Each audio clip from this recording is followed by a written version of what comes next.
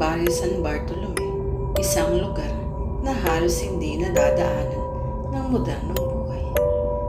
Dito nakatira si Mang Igme, ang matandang sipol torero na kilala hindi lang sa sipag kundi sa kanyang tapang dahil kahit anong oras kaya niyang maglibing. Isang hapon ng Nobyembre, habang nag-aayos ng puntod si Mang Igme, may dumating na bata. Payat, putlang-putla, at walang imik. Inabot nito ang isang liham na naka-envelope na itim.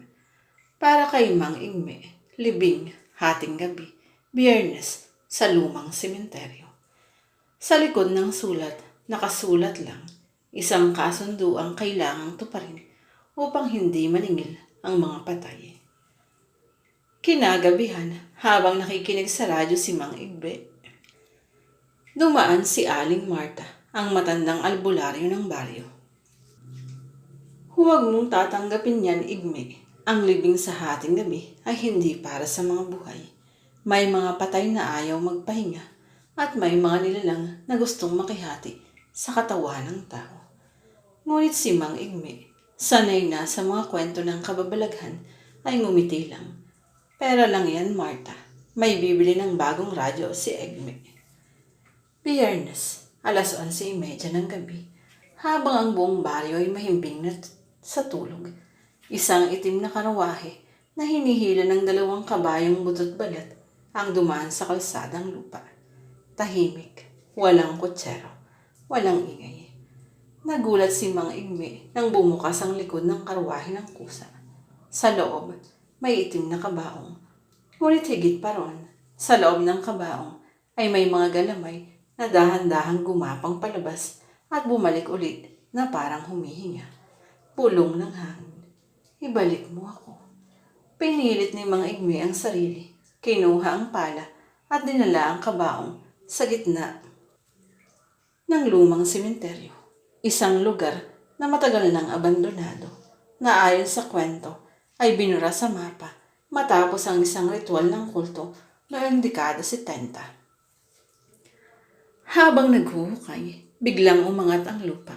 Hindi dahil sa lindol, kundi dahil parang may gustong lumabas mula sa ilalim ng lupa. Sumisigaw na ang mga uwak sa paligid.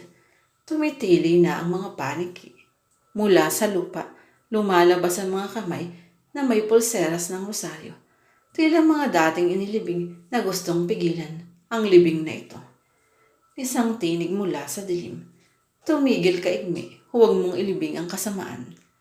Ngunit huli na. Nang itumba niya ang kabaong, biglang pumutok ang ilaw sa buwan. Nagdilim ang paligid. At mula sa loob ng kabaong, isang itim na usok ang lumabas. Tila may anyo ng isang babaeng nakaitim, walang mukha, at may mahabang kuko. Pagbalik sa kanyang bahay, hindi na naging si Mang Igme ang dating si Mang Igme. Pinatay niya ang lahat ng ilaw. Tinakpa ng itim ang salamin at gabi-gabi may naririnig siyang, "Salamat, pero hindi pa sapat. May kulang pa." Mula noon, isang sunod-sunod na pangyayari ang gumimbal sa baryo. Nawawala ang mga alagang hayop. Nakikita sa likod ng bahay ni Mang Igme. Patay, walang mata. Isang bata ang nagsabing nakakita siya ng babaeng nakaitim na sumisilip sa bintana ni Igme. Isang lalaki ang nabaliw matapos subukang tumulong kay Igme at nakita raw niya ang mukha ng impyerno sa loob ng kabaong. Nagdesisyon si Aling Marta kasama ang ilang matatandang babaylan sa baryo na pasukin ang bahay ni Mang Igme. Sa loob ay may altar, may 7 kandila na hindi nauupos. May larawan ng isang babaeng namatay sa sunog noong 1960. Si Lila, isang leader ng kulto na sinunog ng mga taga-baryo. Ang kabaong ay pag-aari pala ng babaeng iyon, ibinilin sa kanyang pamilya. Kapag dumating ang tamang panahon, ilibing ako sa hating gabi upang muling mabuhay sa loob ng katawang handang tumanggap.